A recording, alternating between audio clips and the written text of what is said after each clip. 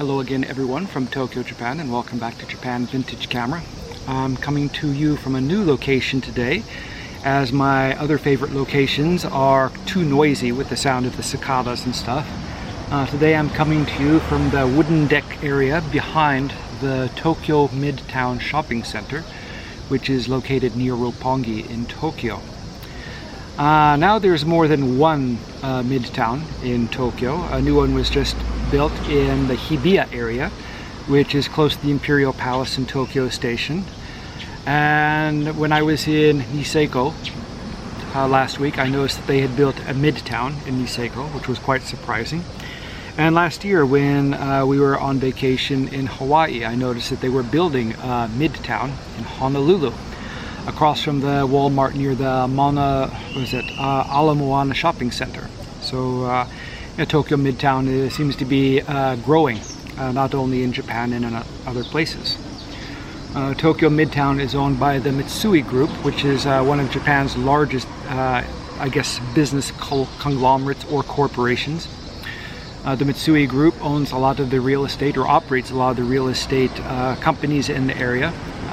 Not only did they build the shopping center and the Ritz-Carlton Hotel, they also built the building in which I live in, and they run a couple of, or many other things. SMBC Bank, the Sumitomo Mitsui banking company, belongs to them. The MOL shipping company, which used to be known as Mitsui OSK Lines. You've probably seen their shipping containers if you're in an area where shipping containers pass by on trucks or in shipping ports. And pretty much a zillion other things they control. It's quite a big company. A few years ago, I was lucky enough to meet a few times the chairman of the Mitsui Group, Mr. Shui. I'm not exactly sure how to pronounce that last name, Shoei or Shui, kind of like the motorcycle helmet brand, popular in America and Europe. And his first name was Utsuda. Quite a nice guy, and you would never know by looking at him that he was in charge of this, business empire. He spent much of his life working in America and Europe, and eventually came back to Japan to take over the country, or not country, but company. And he's the one who brought the Home Shopping Network and QVC to Japan. It's quite an interesting fact and an interesting person.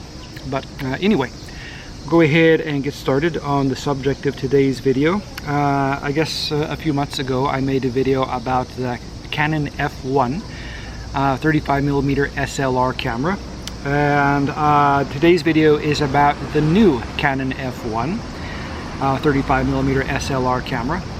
Though both cameras are called the F1 and both are 35mm SLR cameras, of course, they are otherwise very different. They are different in form and function and everything else. The only thing they have in common is the FD mount. The Canon F1, or New F1 as it's called, was introduced in 1981, around the same time as the Nikon F3, and it enjoyed a very long production run, being made into the early 1990s. It's arguably Canon's first real professional quality 35mm SLR camera, or at least it was the first one to become widely popular with professional shooters. The earlier version of the F1 was indeed a professional quality camera, but not to the same degree as the new F1. In Japan and elsewhere, the original F1 was most popular with serious amateur photographers, whereas it wasn't until the new F1 came out that real professionals began picking up Canon cameras and using them. And as you can tell by looking at the camera, it's quite a bit more, there's more to it than the earlier F1. The wonderful things about the camera is its reliability and just how well it's made. A lot of people didn't catch on with the Nikon F3 or the new F1 when it came out, because these cameras didn't come with a mechanical shutter system. They came out with an electronically controlled shutter. And the pros in those days were kind of hesitant to use a camera which relied on a battery to operate, knowing that if the battery failed or there was some kind of electronic problem, then they simply couldn't use the camera anymore.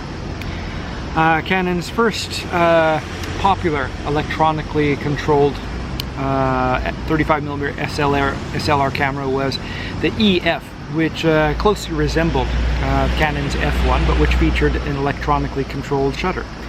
And it was a very well made and quite reliable camera, but from time to time I come across the old EF bodies and the shutter doesn't work on them. Maybe 1 in 10 of these cameras that I find has a faulty shutter. But when Canon introduced the new F1 in 1981, it had completely worked the bugs out of the electronic shutter system. And so far I haven't found a new F1 that has a faulty shutter. And I haven't sold as many of these cameras or come across as many of them as I have like Yashikas or whatever, but I've had enough of them, I guess, to be able to pass judgment on them. This particular camera I bought off of a website a few days ago, and the guy who sold it to me said that it hadn't been used in more than 30 years, and it didn't work. And looking at the photos, it was quite crusty and ugly, as you can see by looking at the back. There's a fair amount of corrosion on it, and the plastic on the winding lever has been bleached up and all that. And when it arrived in the mail, I tried depressing the shutter button and it didn't work. I opened the battery compartment, and inside I found a really crusty old National 4LR44 battery, which was quite dead and very corroded. I pulled it out and I cleaned off the contacts and I put in a new battery, and I went to fire the camera and nada, zilch, nothing happened. It didn't work. So I took a quick look inside the camera, and I found that the spring on the bottom contact of the battery chamber was sticking and wasn't pushing the contact up against the battery. With a little bit of cleaning, I got the spring working again. I put in the battery and the camera now works. So quite amazing for a camera that spent the last 3 decades or so not being used and just sitting in a box collecting rust and corrosion. Looking on the inside of the camera, I was surprised that there isn't any fungus or crap inside the prism or the viewfinder. And the SLR mirror, if I can get this loose, is still in good shape. And for some odd reason, the rubber light bumper and light seals have not rotted, which is kind of odd. The camera was an environment which is very toxic to the metal, it appears, but which was quite harmless to glass and to rubber. So anyway, I guess that's kind of a testament to the reliability to pick up one of these things after all these years and put a battery in it, and all of a sudden it starts working. So anyway, let's go ahead and take a look at the features and functions of the new F1, starting at the top. Here we have the film rewind lever, of course. And below that here we have the dial which you use to program your film speed, and also to adjust exposure compensation. To adjust the film speed, you have to push this little chrome tab on the side and turn the dial until the film speed which matches what you have loaded into the camera lines up with this green mark. Exposure compensation is changed by pushing this locking lever and moving it up one way or the other. And to open the film door, we have a safety catch which you must push down before you pull up on the rewind lever, and that of course pops open the film door. Next to that we have kind of a light inlet which allows light to come in and illuminate the metering and other functions on the inside. On the top here we have a very convenient hot shoe flash, which was an improvement over the Nikon F3 and earlier F1 Canon camera, where you had to slide on a flash adapter over the rewind shoe.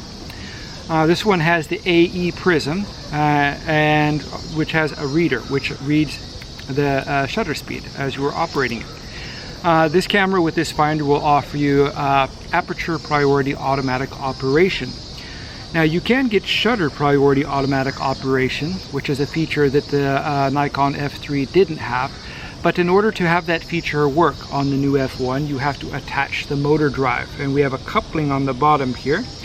First we have couplings for the motor drive, and then we have another coupling here for the AE connection. So it's nice that they offered, I guess, the automatic, shutter priority system in the new F1, but it's kind of odd that you have to have a motor drive in order for it to work. The logic behind it is the speed of the motor drive depends a lot on the shutter speed you have selected, and if the shutter speed is too slow, the motor drive has to be able to compute the speed that it's going to operate at. So I guess that's the reason that they put the system inside the motor drive. So anyway, we'll go ahead and continue here, and we have quite a large range of shutter speeds, from 8 seconds to 1/2000th of a second. And 1/2000th of a second with 100 to 200 speed film will allow you to use those really fast f1.4 and f1.2 lenses. Next to that we have release button. This is used to release the film winding mechanism, so you can rewind the film, and also for taking multiple exposures. And you can also take multiple exposures with the motor drive by depressing this down and locking it, holding it to the side and depressing the shutter button.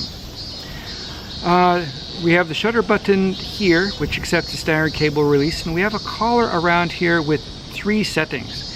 The first setting is for the self timer, and the second setting is the lock setting, and then for operating the camera, just pull it all the way back.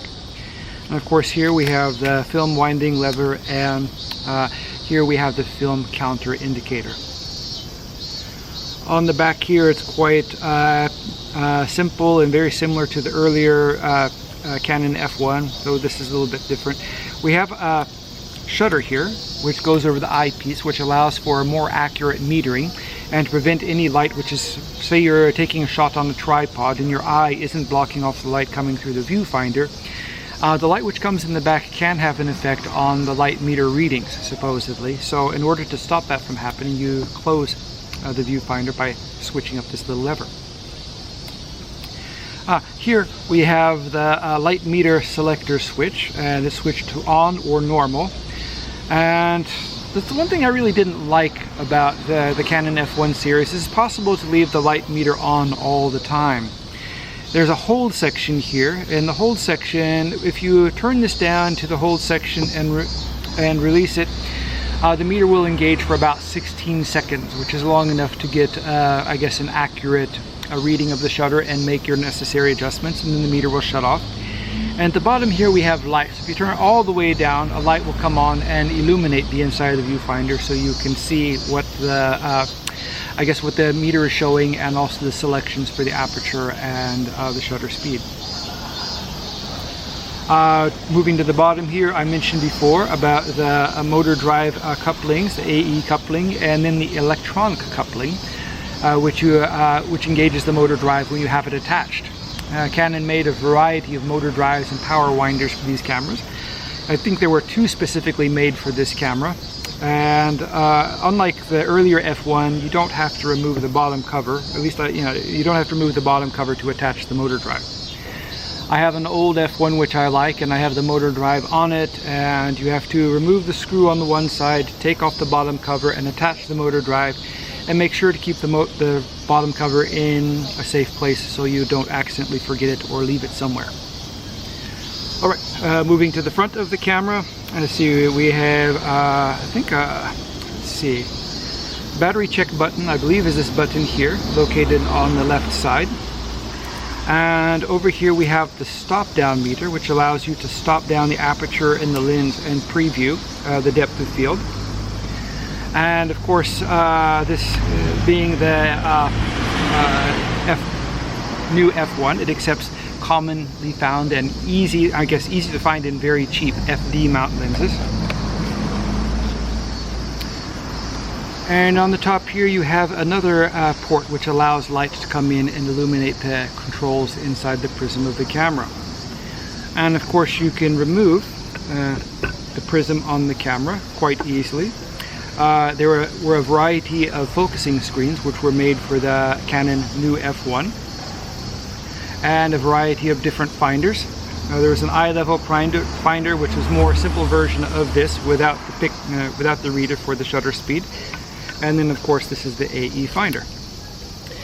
So these are really interesting cameras, and as this was a quite popular Canon model, these aren't really hard to find. They were made in a variety of versions. There was I guess, I don't know if it was a 60th or 90th anniversary version, which came with the gold medal on the side here. There were several Olympic versions of the new F1 and a few of the old F1. And one odd thing about Japan is they like to have special varieties or limited edition models or things like that, which they can showcase and charge you more money for than an ordinary model. With the the Nikon F3, the limited camera comes to mind. Unfortunately, unlike the Nikon F3, Canon didn't come out with any titanium version or anything like that. That would have been quite interesting. There was a high-speed version of the earlier F1, but I don't believe there was one made for the new F1. But if you're looking for a camera just for shooting, a really professional quality, rugged camera with a good manual operating system or shutter priority or aperture priority automatic operation, the F1N is quite probably the camera for you, or a good option for you. It's a heavy, rugged, and reliable camera. It's one of those that you're probably not going to have to worry about letting you down at the wrong time. It accepts a easy to find 4LR44 battery, so you don't have any trouble getting batteries for these.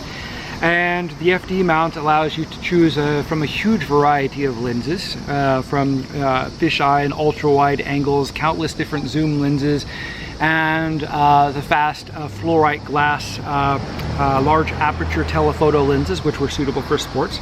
A really good all-around camera. This camera I bought just to see if I could get it working, and luckily I could. I'm going to go ahead and clean this one up some more, and I'll list it for sale at my stores, my new online store, japanvintagecamera.com, or my Etsy and eBay stores. So if you're interested in buying this camera, I'll be listing it soon. Please check my stores. I'll post links to my stores in the description below the video. I'll be posting more videos about Japanese cameras, vintage Japanese cameras, and photography in Japan. So if you're interested in seeing these, please subscribe. I hope you enjoyed the video. Thank you very much for watching, and I hope you tune in again soon.